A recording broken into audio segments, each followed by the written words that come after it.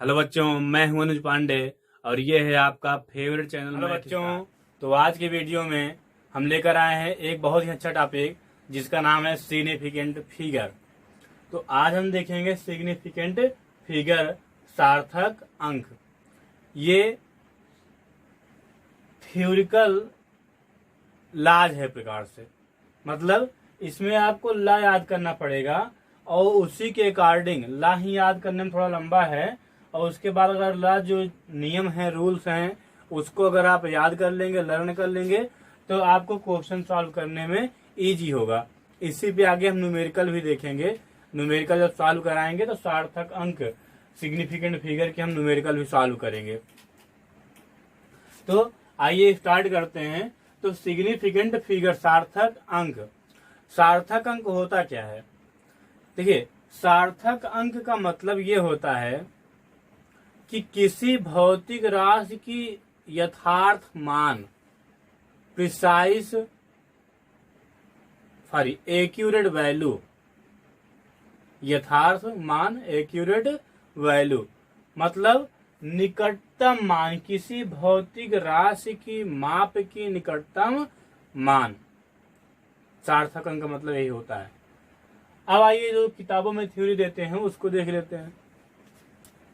तो significant figure, तो इसकी डिफिनीशन है किसी भौतिक राशि की, किसी भौतिक राशि को यथार्थता पूर्वक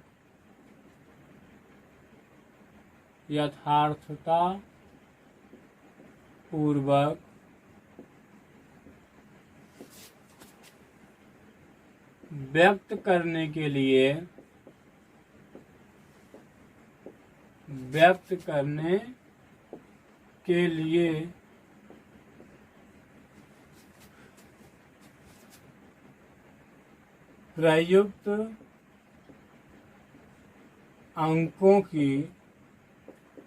प्रयुक्त अंकों की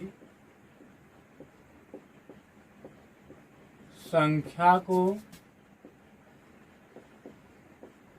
सार्थक अंक कहते हैं। सार्थक अंक कहते हैं।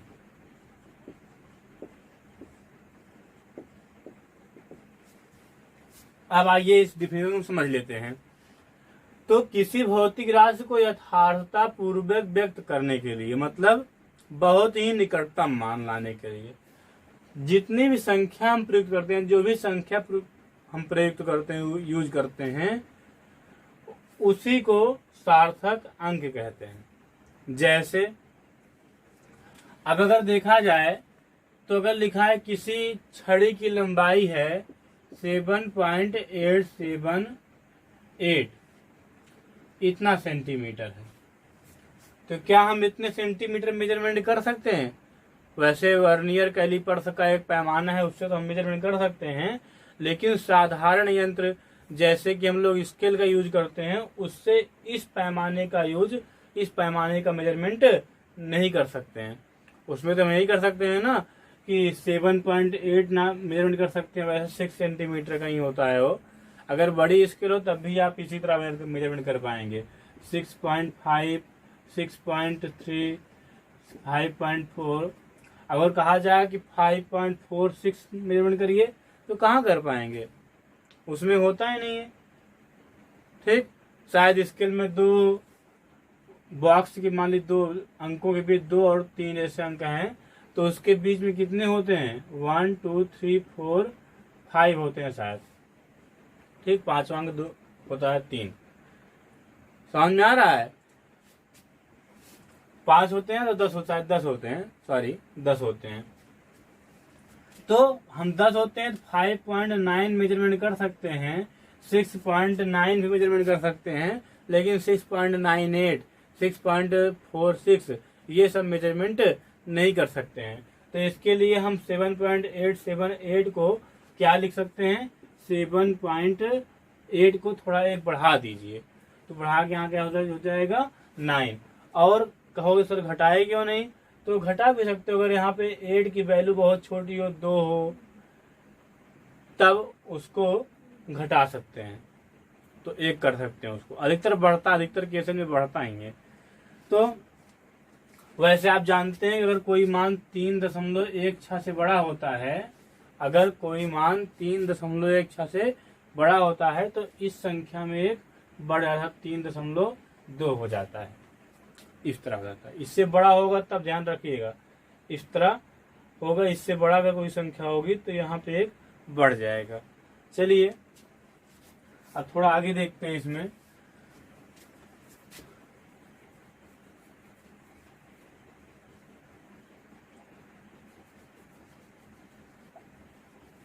अब सार्थक अंक, थोड़ा जो मूल हमारा फंडा था उसको बताए नहीं आपको। जैसे यहाँ पे 6.875 हो गया, तो यहाँ पे सार्थक अंकों की संख्या 4 है, 1 2 3 4 हो जाएगा। अब इसको हम कैसे ज्ञात करेंगे, इसके लिए रूल बना हुआ है। तो चलिए रूल फॉलो करते हैं हम लोग। रूल देखते हैं। तो किसी संख्या में उपस्थित सार्थक अंकों की गिनती निम्न नियमों के आधार पर की जाती है। कौन कौन से नियम है? पहले सभी अशून्य अंक सार्थक अंक होते हैं। सभी अशून्य अंक मतलब शून्य को छोड़कर जितने भी अंक हैं सभी क्या होते हैं? सार्थक अंक, सिग्निफिकेंट फिगर। जैसे अगर हम लोग जैसे में ले लें तो जैसे हम लोग क्या है 7.568 ये हो गया सेंटीमीटर। ऐसे ये मान लीजिए दिया हुआ है, तो इसमें देखिए आप सब अशून्य अंक हैं, शून्य कोई नहीं है। तो सार्थक अंक क्या हो जाए सार्थक अंकों की संख्या क्या हो जाएगी? 1 2 3 4 हो जाएगा सार्थक अंकों की संख्या।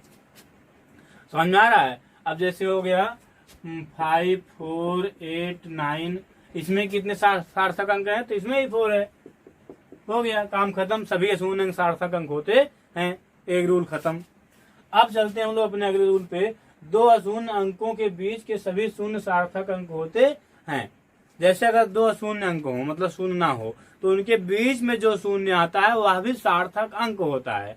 तो जैसे एग्जाम्पल इसका अगर हम ले लें तो यहाँ लिखेंगे जैसे 480086, इसमें सार्थक अंकों की संख्या कितनी है? इसमें सार्थक अंकों की संख्या है 1 2 3 4 5 6, तो यहाँ 6 हो जाएगा। क्यों? क्योंकि जो डबल जीरो है ये दो अशून्य अंकों के बीच में हो, 8 और 8 के बीच में आया है। समझ में आ रहा होगा? जैसे और अगर हम एग्जाम्पल ले लें तो सेकंड नंबर एग्जाम्पल हम लोगों का है 480008, तो यहाँ पे कितने सार्थक अंक है? 3 3 6, तो यहाँ कितने हो जाएंगे? 6 सार्थक अंक। ठीक है, अब चलते हैं हम लोग अपने अगले रूल पे। तो अगला रूल हमारा कहता है कि यदि दशमलव बिंदु के पूर्व कोई अशून्य अंक ना हो तो दशमलव बिंदु के तुरंत बाद के सभी शून्य को छोड़ करके सभी अशून्य अंक सार्थक अंक होते हैं। मतलब क्या है इसका? मतलब यह है कि दशमलव बिंदु के पूर्व अगर कोई अशून्य अंक ना हो तो दशमलव बिंदु के तुरंत बाद के जो शून्य होते हैं उनको सार्थक अंक में नहीं गिना जाता है। बस चलिए अब इसके लिए देख लेते हैं एग्जाम्पल। तो जैसे इसमें हो जाएगा, जैसे अगर देखें तो एग्जाम्पल है 0.0048, तो यहाँ पे देखिए पॉइंट के बाद अशून्य अंक नहीं है, शून्य है। यहाँ पे क्या है? 0 है। तो पॉइंट के बाद के जो शून्य है वो सार्थक अंक में नहीं लिए जाएंगे। तो यहाँ पे जो संख्या बची है शून्य को छोड़ देंगे, जो 0 को। अब बचा क्या फिर? 4 और 8, तो सार्थक अंकों की संख्या कितनी हो जाएगी? ओनली 2। तो यहाँ पर जो है सार्थक अंकों की संख्या हो जाएगी 2। ठीक, अब चलते हैं हम लोग 2 नंबर एग्जाम्पल पे, इसी कर लेते हैं। तो 0.008460, ध्यान रखिएगा। तो पॉइंट के जस्ट बाद अगर पॉइंट के पहले 0 है मतलब अशून्य अंक नहीं है, तो पॉइंट के जस्ट बाद जो शून्य आएंगे उसको सार्थक अंक में नहीं लिया जाएगा। लेकिन अशून्य अंक के बाद का शून्य सार्थक अंक में लिया जाएगा। ध्यान रखिएगा, तुरंत बाद का शून्य सार्थक अंक में नहीं लिया जाएगा। बाकी जो शून्य अंक के बाद का शून्य है वो सार्थक अंक में लिया जाएगा। तो यहाँ कितने सार्थक अंक हो जाएंगे, 1 2 3 4, तो हो जाएगा इक्वल 4। अब हम चलते हैं अपने अगले रूल पे। तो अगला रूल क्या कहता है, ये बोलता है यदि दशमलव बिंदु के पूर्व कोई अशून्य अंक हो, अभी तक तो नहीं था तो अब है, ध्यान रखिएगा। अगला रूल पे क्या है, अशून्य अंक हो तो दशमलव बिंदु के तुरंत बाद के सभी शून्य सार्थक अंक होते हैं। मतलब ये कह सकते हैं कि शून्य भी सार्थक अंक होगा और जो अशून्य अंक होगा वो तो पहले ही कहा गया कि सभी अशून्य अंक सार्थक अंक होते हैं। ठीक, तो यहाँ पे एग्जाम्पल लेते हैं हम लोग। एक बार फिर आगे बता दें कि इसमें और इसमें अंतर यही है कि अगर दशमलव बिंदु के पूर्व कोई शून्य हो तो दशमलव बिंदु के तुरंत बाद का शून्य सार्थक अंक में नहीं लिया जाता है। और अगला रूल क्या कहता है कि अगर दशमलव बिंदु के पूर्व कोई शून्य अंक हो, उसमें नहीं था इसमें है, तो दशमलव बिंदु के तुरंत बाद के शून्य भी सार्थक अंक में लिए जाएंगे। मतलब शून्य है तो 0 सार्थक अंक में नहीं लिया जाएगा तुरंत बाद वाला। अगर शून्य इसके पहले पॉइंट के पहले शून्य नहीं है तो पॉइंट के जस्ट बाद का 0 जो है वह सार्थक अंक में लिया जाएगा। जैसे इसमें एग्जाम्पल हम लोग देख लेते हैं, ऊपर देख लें, इसमें आप नीचे आपको दिखाई दे रहा होगा, आपकी आंखें कमजोर हो गई हैं, लकड़ी का चश्मा बनवाइए। तो जैसे हम लोग देख लेते हैं, सर आंखें मेरी कमजोर नहीं, आंखें आपकी कमजोर हैं, चलिए। तो जैसे देख लेते हैं हम लोग, इसमें एग्जाम्पल 5.046 सेंटीमीटर या इतना ऐसे ले लेते हैं। तो इसमें कितने सार्थक अंक हैं, तो आप देख रहे हैं कि पॉइंट के बाद, पॉइंट के पहले अशून्य अंक है, तो इसका मतलब पॉइंट के बाद वाला शून्य भी सार्थक अंक में लिया जाएगा। तो यहाँ सार्थक अंक कितने हो जाएंगे, 4। एक और एग्जांपल ले लेते हैं, 1.00848 यहाँ आप 0 कर देते हैं, तो ये सार्थक अंक कितने हो जाएंगे, 1. देखिए पॉइंट के पहले क्या है, अशून्य अंक, तो ये हो जाएगा 1 2 3 4 5 6, तो यहाँ क्या हो जाएगा 6। मतलब अगर पॉइंट के पहले अशून्य अंक है तो पॉइंट के बाद वाला शून्य सार्थक अंक में लिया जाएगा, अन्यथा नहीं लिया जाएगा। काम खत्म। अब हम लोग चलते हैं अपने आगे रूल पे, भी और हैं। अभी ये मत सोचना कि रूल तो खत्म हो गया, हमको तो सार्थक अंक आ गया। चलिए देखते हैं। सार्थक अंक का 5वां रूल है कि दशमलव बिंदु के दाईं ओर किसी अशून्य अंक के बाद के शून्य सार्थक अंक होते हैं। इसका मतलब क्या हुआ, इसका मतलब ये हुआ यदि कोई संख्या हो और उसके दाईं ओर शून्य हो, दशमलव बिंदु के दाईं ओर किसी शून्य अंक के बाद के शून्य सार्थक अंक होते हैं। मतलब सीधा एग्जाम्पल पे चलते हैं, जैसे 1.6300, इसका भी एग्जाम्पल तो नहीं लिखाए थे, लेकिन रूल तो इस तरह नहीं लिखाए थे, लेकिन एग्जाम्पल इस टाइप का दिए थे पिछले भी रूल में। तो चलते हैं, तो 1.6300, तो यहाँ देखिए पॉइंट के बाद अशून्य अंक है और शून्य अंक के बाद क्या है, शून्य, तो ये शून्य भी सार्थक अंक में गिना जाएगा। और इसमें सार्थक अंक कितने हो जाएंगे बताइए, 4, और 4 कितने हो गए, 5। एक एग्जाम्पल और लीजिए, 95.63940003 ले लेते हैं। इसमें देखिए पॉइंट के बाद शून्य अंक है, शून्य अंक के बाद क्या है, शून्य, तो ये सार्थक अंक में लिया जाएगा। और इसमें कितने सार्थक अंक होंगे, 3 3 6 7 2 9, तो ये हो गया। समझ में आ रहा होगा आप लोग, बहुत इजी है। अगर आपको नहीं समझ में आ रहा है तो कमेंट से आप बताएं जरूर, जहां भी कम समझ में आ रहा है उसको कमेंट करके जरूर बताएं, उसको हम दोबारा कोई वीडियो बना करके एक्सप्लेन कर देंगे। तो अब आगे ध्यान रखें, अगले रूल चलते हैं। दशमलव रहित संख्या के दाईं ओर अंत में आने वाले शून्य सार्थक अंकों में नहीं गिने जाते हैं। मतलब क्या हुआ कि यदि आप कोई संख्या लिखते हैं उसमें दशमलव नहीं है, तो जो अंतिम में शून्य आएगा वो सार्थक अंक में नहीं गिना जाएगा, बस यही है। तो एग्जाम्पल अगर लें तो 68,000, इसमें सार्थक अंक कितने होंगे, ये 3 छूट जाएंगे क्योंकि इसमें दशमलव है नहीं, और दशमलव नहीं है तो संख्या के जो अंतिम का शून्य होगा वो सार्थक अंक में नहीं गिना जाएगा। तो इसमें कितने सार्थक अंक होंगे? मात्र 2। हम 2, हमारे 2। ठीक, चलिए तो अगला देखते हैं। तो 67 ले लेते हैं कि 48,000 ले लेते हैं। चलो ठीक, लाख ले लेते हैं। ठीक है, 48 लाख। ओ सर 48 लाख मिल जाए तो हम तो 5 टू कितना हो जाएगा? 7। क्यों? सही है? नो। कितने होंगे? 2 इसका भी आंसर। ठीक है, अब चलते हैं अपने अगले रूल पे। तो अगला रूल क्या बोलता है? इसी में आगे बोलता है, अगला रूल नहीं है, उसी में है। क्या है इसमें? कह रहा है यदि दशमलव रहित संख्या मापन से प्राप्त होती है, मतलब एक प्रकार से आप कह सकते हो उसमें मात्रक दिया हो, संख्या में मात्रक दिया हो, तब जो है संख्या के बाद का शून्य भी सार्थक अंक में गिना जाएगा। जैसे बोल दिया जाए 6800 किलोग्राम। अब इसमें कोई पूछे कि सार्थक अंक कितने है, मात्रक है, किलोग्राम लिखा हुआ है, इसका मतलब मेजरमेंट किया गया है। क्यों? मेजरमेंट किया गया है ना, मतलब मापा गया है। तो मापोगे तभी तो उसका वजन पता करोगे, कि अंदाज लोगे, बस हो गया। तो यहाँ पे 6800 किलोग्राम है, तो यहाँ मात्रक आ गया, जिसमें सार्थक अंक कितने हो जाए? 4। मतलब ये 2 जीरो भी सार्थक अंक में ले लिया जाएगा, तो कितने हो जाएंगे?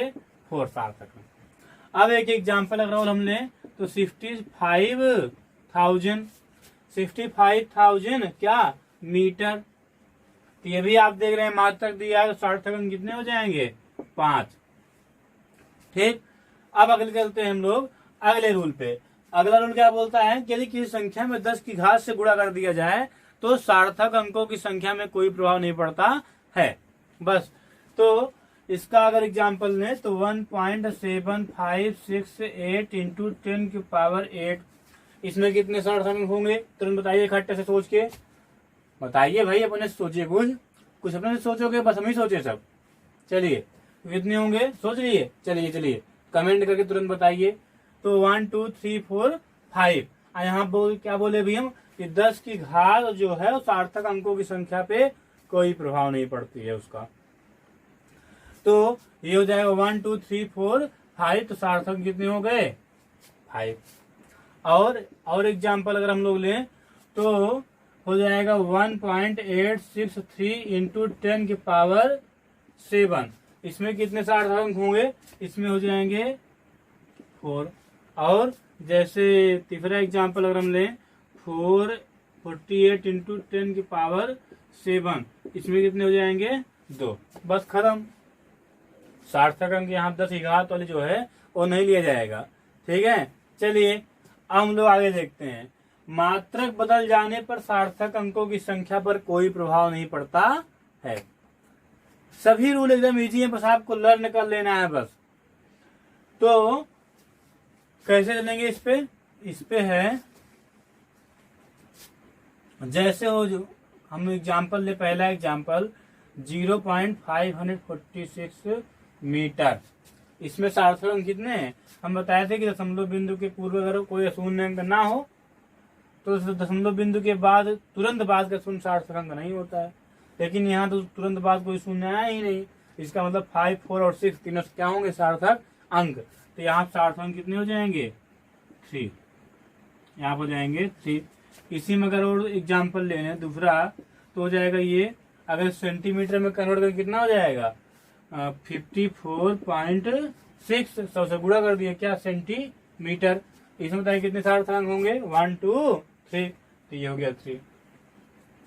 ठीक है, इसमें तो भाई कोई शून्य है ही नहीं, तो इसमें सोचना ही नहीं है कि सार्थक अंक कौन होगा कौन नहीं, तीनों है।